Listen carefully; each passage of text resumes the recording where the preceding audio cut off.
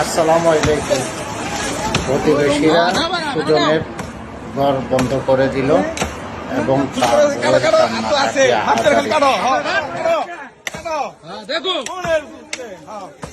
বাড়ির ভিতরে লাশ রেখে সবাই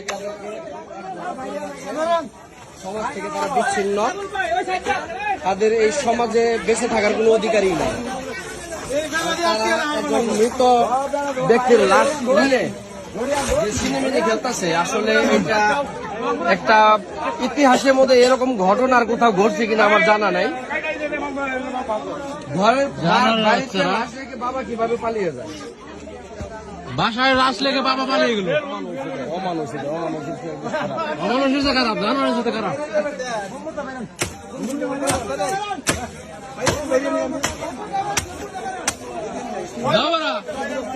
ভিকারা আটটা কেনা কি করে এটা তো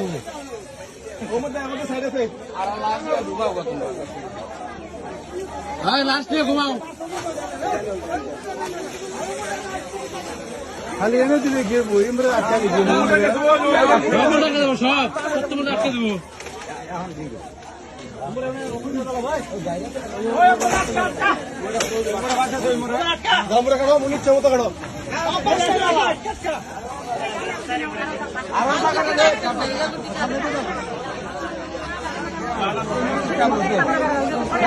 বাচ্চা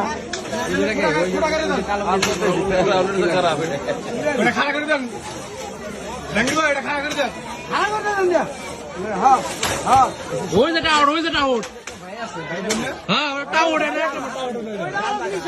গাঁজা খাই, হিরোইন খাই, হিরোইন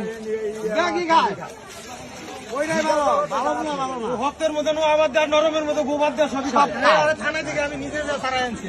হ্যাঁ থানায় থেকে আমি নিজে সারাই আনছি সুজনের বাইরে টাকা গুলো সবগুলো ক্লিয়ার করে দেয় পরে পরিমল আর সুজনের মতো বলা হইতে তোর মতো মনে তৈব জানেন।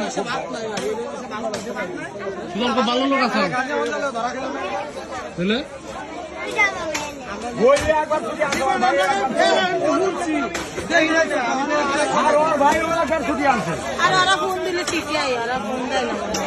ফোন দ্বারা দেখাইতেছ না তাই না?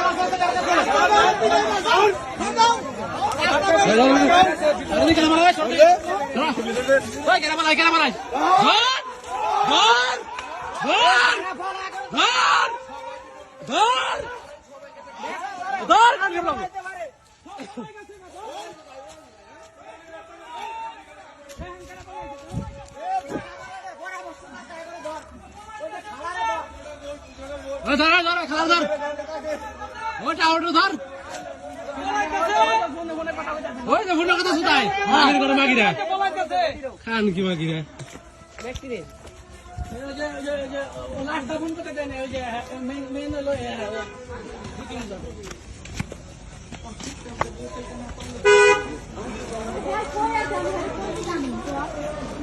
আপনার কথা তো মনে নাই। আপনি ভালো চাই বুঝছেন? না ভালো ভালো সিদ্ধান্ত যেটা পৌঁছাইছিল বের হয়ে গেল। বেরাইলাম কেমনে হেরায়া বলতে তাহলে আমার হাগু খুঁজানো না লাস্ট টাইম আপনারা কি জন্য বাইরে লাস্ট আইছেন আপনারা না না বাবার আমরা লাস্ট আইবেন কা আরে বাবা আমরা ভালো না আমরা থাকবেন না সেটা লাস্ট জায়গা নাই আছে এই আমার বাবা আপনারা খুঁজো বলানি সিদ্ধান্ত আমরা এই আমার ভাই তো আমরা বাবা আপনারা খুঁজবো আপনি যান ভিতরে যান ভিতরে থাকেন না আমরা আপনারা ভিতরে কই দেই না আমরা বাবা আমরা খুঁজানবো আপনার বাবা আমরা জানেন জানেন না যোগাযোগ হয় না সারাদিন আপনাদের সাথে খালি তো তো না ওলা ছেড়ে জানাই না ওই এত জানাই না কান্ন হয়ে গেছে কান্ন হয়ে গেছে আপা আপনার লোকে উনি কি বলে না যে আপনার ফোন দে হ্যালো আপা মোবাইল নিয়ে যায় না কারা কইছে তোরে গেম খেলবার না তুমি ফোন দাও দাও হচ্ছে মোবাইলে পাবো কোনে গেল মোবাইল ছাড়া গেল আচ্ছা মোবাইল ছাড়া গেল আপনি যোগাযোগ করতে কিভাবে না করছ মোবাইল যদি খোলা থাকে মোবাইল নিয়ে যাবেন আপনি মোবাইল কিভাবে যদি মোবাইল না থাকে আমি বাইরে গিয়ে হসপিটালে ছিলাম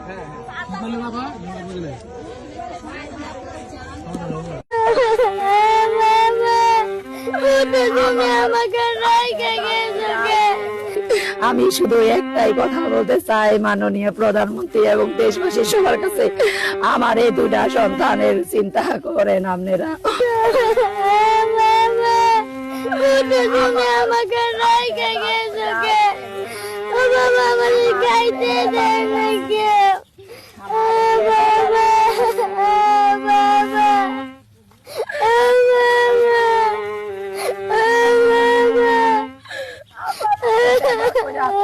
সুজনের মেয়েটা বাবাকে ডাকে যে বাবা উঠো, আমাকে খেতে দাও, আমি খেতে চাই।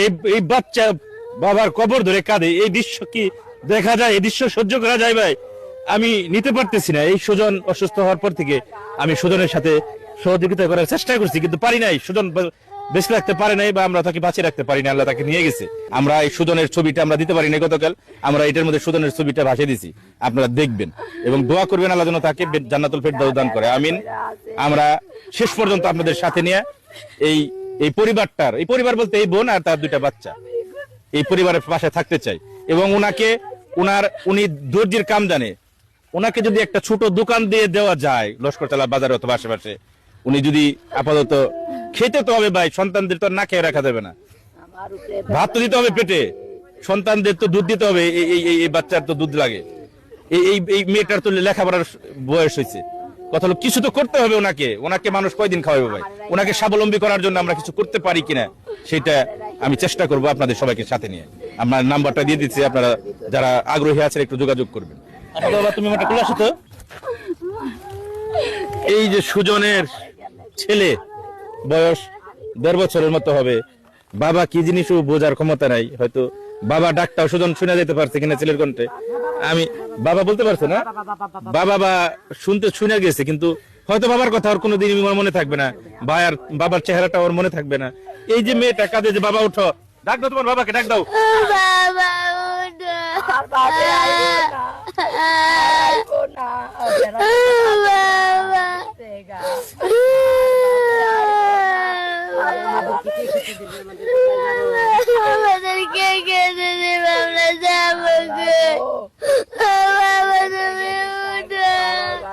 তোমার বাবা যাও একটু মাটি মুটি আইতে পারবেন, মানসিক ও তো হয়তো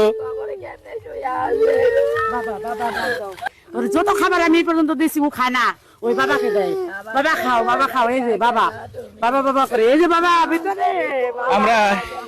আমরা এই বোন এবং তার 2 সন্তানের আমরা ভবিষ্যৎ নিশ্চিত করতে পারবো কিনা, তাদের অধিকার নিশ্চিত করতে পারবো কিনা আমরা জানি না, কিন্তু এই লস্করতলাবাসী, এই এলাকার মানুষ যে ভূমিকা রাখছে গতকাল, সেই হিসেবে এলাকার মানুষের প্রতি আমি চিরকৃতজ্ঞ। প্রশাসনের কাছে, দেশবাসীর কাছে আপনার কিছু চাওয়ার আছে, বলার আছে? আমার একটা কথাই বলার আছে, আমার স্বামী যাওয়ার তো এই গেছে, বিনা চিকিৎসায় মারা গেছে। আমি শুধু একটাই কথা বলতে চাই মাননীয় প্রধানমন্ত্রী এবং দেশবাসীর সবার কাছে, আমার এই দুটা সন্তানের চিন্তা করেন আপনারা, ওদের ভবিষ্যতের কথা ভাবেন। ওরা কোথায় যাবে? ওদের যাওয়ার জায়গা নাই, ওদের বাবা ওদের ছেড়ে চলে গেছে, আর তো ফিরাইব না, ওদের জন্য কিছু করেন আপনারা। এই লস্করতলাবাসী, মধ্যপাড়া ইউনিয়নবাসী, কালিয়াকৈরবাসী, গাজীপুরবাসী, গাজীপুর 1 আসনের মাননীয় সংসদ সদস্য মেয়র মুজিবুর রহমানের একটু দৃষ্টি আকর্ষণ করবেন। আপনারা যারা তার কাছের মানুষ আছেন, তারা একটু জানাবেন যে এরকম একটা ঘটনা তার বাড়ির পাশে কিন্তু ঘটে গেছে, এটা তার একটু হস্তক্ষেপ আমরা কামনা করি। এই বাচ্চা কোথায় ভাত খাইবো? বাবার ডাইকা বলে বাবা ওঠো, আমাদের কে খাওয়াইবো, আমরা কই থাকবো? এই বাচ্চা যখন কবরের পাশে ডাকে ভাই, তখন নিজেকে ধরে রাখা যায় না, ধরে রাখা সম্ভব হয় না। এই বাচ্চার আপনি কি বুঝ দিবেন? একটা 1.5 বছরের একটা মাসুম বাচ্চা আছে, ওইদিকে দেখাও। এই বাচ্চার আপনি কি বুঝ দিবেন? বড় হইলে এই বাচ্চার আপনি কি বলবেন?